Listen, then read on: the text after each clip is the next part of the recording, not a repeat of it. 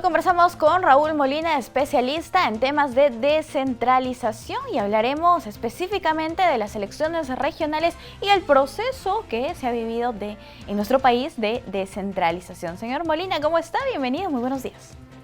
Buenos días, Paloma. ¿Cómo te va? Muy bien, Un muchísimas saludo para gracias. tus Muchas gracias. Gracias por oyentes. acompañarnos aquí en JNE Noticias. Hablaremos en un primer momento de lo que significó este proceso de descentralización, porque ya a la fecha venimos cumpliendo 20 años desde que se realizó este esfuerzo. ¿Cuál es la evaluación que usted tiene? A ver, yo creo que ha sido un proceso muy importante, muy vital en los primeros años, pero a estas alturas necesita una actualización de sus objetivos, necesita corregir algunos de sus aspectos que no manejamos bien, porque en la práctica la población no ve claramente los beneficios de de la descentralización en provincias, y eso es muy grave para la legitimidad de la reforma. Bien, ahora se tiene además una cifra preocupante: 18 gobernadores se encontrarían en investigación o detenidos o acusados por casos de colusión, peculado, cohecho, corrupción. ¿Qué es lo que indica esto? Indica que tenemos un sistema de organizaciones políticas muy débiles, ¿no? O sea, el control sobre las autoridades es de los ciudadanos y es de sus propias organizaciones políticas que los llevan al poder, cuidando, y los tienen que controlar para cuidar su reputación. Como la mayor parte de nuestros gobernadores y incluso de nuestros alcaldes provienen de organizaciones políticas que se crean solo para la elección, que no tienen ninguna recorrido previo, o se afilian como vientre de alquiler a un partido político nacional que no tiene ninguna presencia en la provincia y solo busca candidatos, son autoridades muy poco controladas.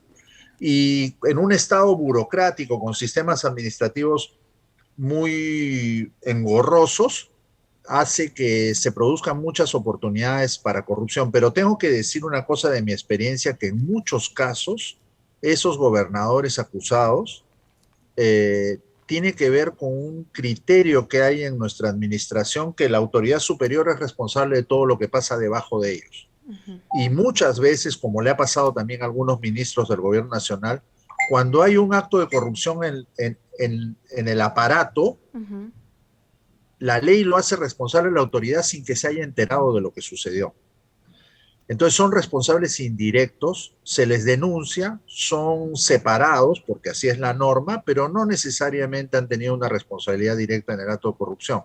Con eso no quiero defender a los que lo son, porque seguro que los hay, pero no creo que todos esos 18 hayan tenido responsabilidad directa. De verdad que no lo creo. Ahora, si hablamos un poco de la capacidad de la ejecución o del gasto público, ¿cómo se ha visto el manejo del presupuesto, del dinero en las regiones? Mira, cuando se emiten las normas, la reforma constitucional del año 2002 y las leyes orgánicas de gobiernos regionales y municipalidades y toda la legislación que se emitió entre 2002 y 2004, el proceso tenía un diseño que no se respetó. No se respetó porque se supone que la transferencia de competencias, sobre todo los gobiernos regionales, que eran la creación nueva a partir de lo que había antes, y tenían que pasar por un proceso que se llamaba de acreditación para poder recibir las competencias de los ministerios. Ese proceso se hizo muy engorroso, no logró verificar capacidades, y el presidente García en su segundo gobierno eliminó esos requisitos y los reemplazó por un compromiso de desarrollo de capacidades, y pasaron todas las competencias a entidades como nuestros gobiernos regionales, que son producto del pegoste de los cetares que existían antes, con las 9 direcciones que los ministerios tenían en los departamentos, más una pequeña superestructura de gobierno con unas cuantas gerencias y el gobernador que se creó con la ley. Son organizaciones muy grandes, muy poco cohesionadas, y donde tienen un aparato que no está preparado para lo que tienen que hacer. Y en 20 años no hemos sido capaces de desarrollar capacidades. Entonces, el problema no está en los gobiernos regionales y en los municipios, está en el gobierno nacional, que no ha sido capaz de tener una política eficaz de desarrollo de capacidades en 20 años. Ujú. Yo conozco muchos funcionarios públicos en provincias muy comprometidos y muy capaces, pero el aparato en el cual trabajan no posibilita que muestren todas sus capacidades Señor en Molina, beneficio de la población. entonces, ¿qué es lo que tenemos que hacer para revertir esta situación, para que los gobiernos regionales funcionen?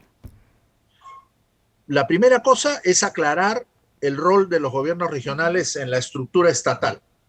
Y el gobierno nacional, a través de las normas, del financiamiento y del desarrollo de capacidades, fortalecer para que esos gobiernos regionales puedan cumplir ese rol cabalmente. ¿Cuál es el rol de un gobierno regional en una estructura estatal formada por 3 niveles de gobierno, estando ellos al medio? Su papel es articular el Estado, articular al gobierno nacional, que está muy lejos de muchos de nuestros municipios, con las pocas capacidades o la diversidad de capacidades que tienen nuestras alcaldías, pero que están muy cercanas a la gente.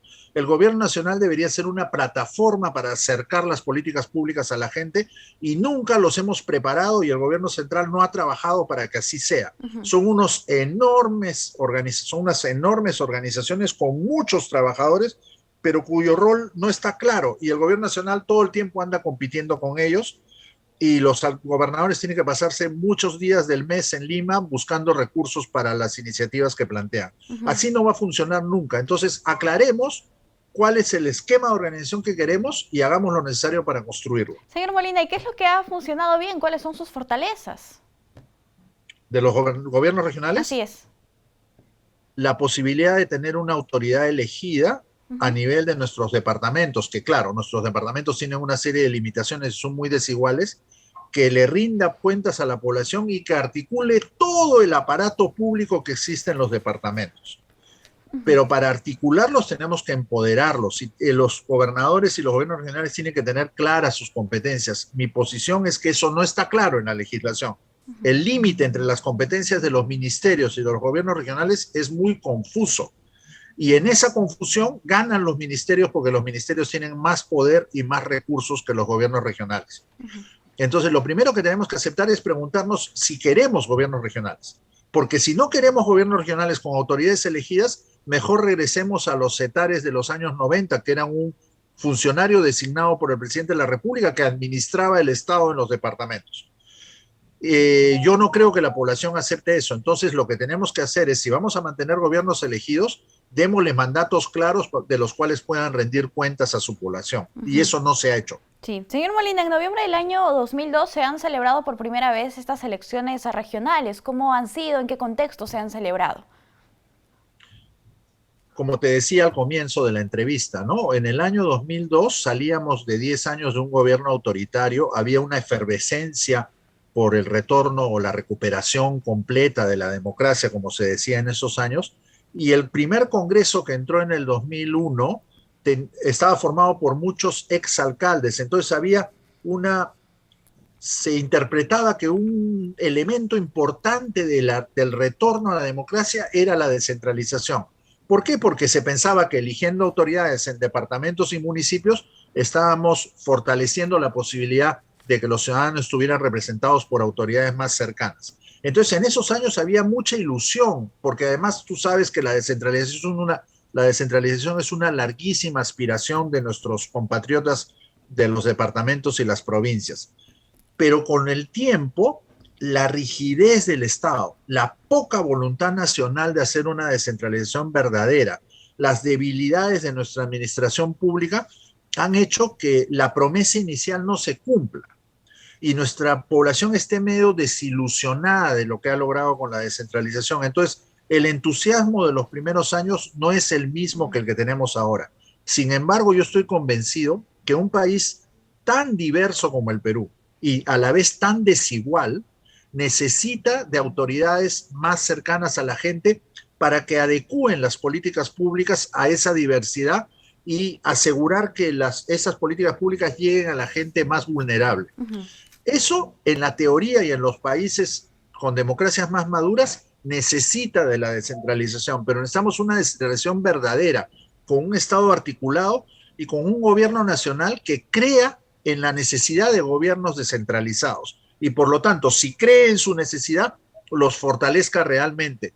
Lo que se hace hoy día es usar a los gobiernos regionales y locales como si fueran ejecutores del gobierno nacional porque no se confía en ellos. Claro, y la corrupción como que te da argumentos a favor de eso. Claro. Pero la corrupción también, primero que es una corrupción que muchas veces está localizada en los aparatos, es una corrupción que muchas veces está propiciada por lo engorroso de la normatividad y, como digo, por la debilidad de nuestras organizaciones políticas. Entonces, en lugar de estar discutiendo las cosas que se discuten en el Congreso, deberíamos estar discutiendo qué reformas hay que hacerle a la descentralización para que efectivamente le sirva a la gente, que creo que ese es el desafío. Claro, claro.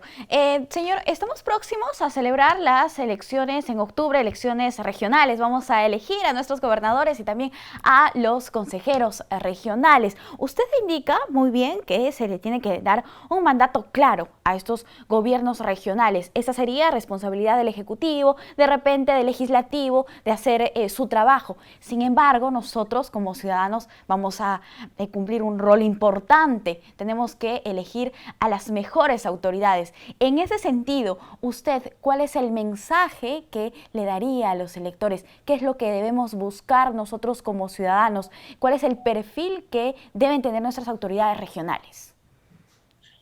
No elijas al que te hable más bonito y al que te prometa más cosas. No elijas al que te regala almanaques, banderitas o polos en las actividades de campaña. Elige al que te haga una propuesta más coherente. Puede que no sea la propuesta más ambiciosa, pero sea la propuesta más coherente.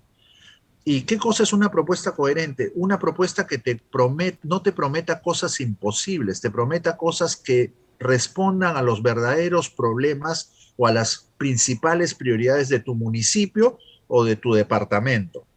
O sea, autoridades que te hablen con la verdad, autoridades que uno tenga la impresión de su discurso que tienen un mínimo conocimiento de la cosa pública y no la cantidad de gente que se ofrece como candidato porque tiene intereses particulares. Generalmente esos hacen un montón de promesas sueltas, responden a lo que creen que los ciudadanos esperan y nos dejamos engañar por esos pompas de jabón.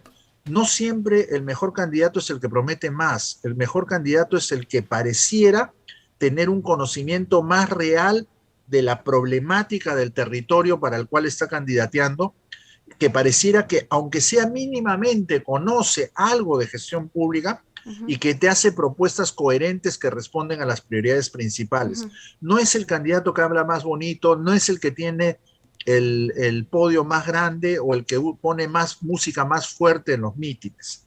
Entonces dejemos de elegir por la forma y comencemos a elegir por el fondo de las ideas que nos proponen. Así es, señor Molina, y tenemos que revisar, informarnos si existen plataformas como Voto Informado. Señor Molina, muchísimas gracias por acompañarnos. Gracias a ti.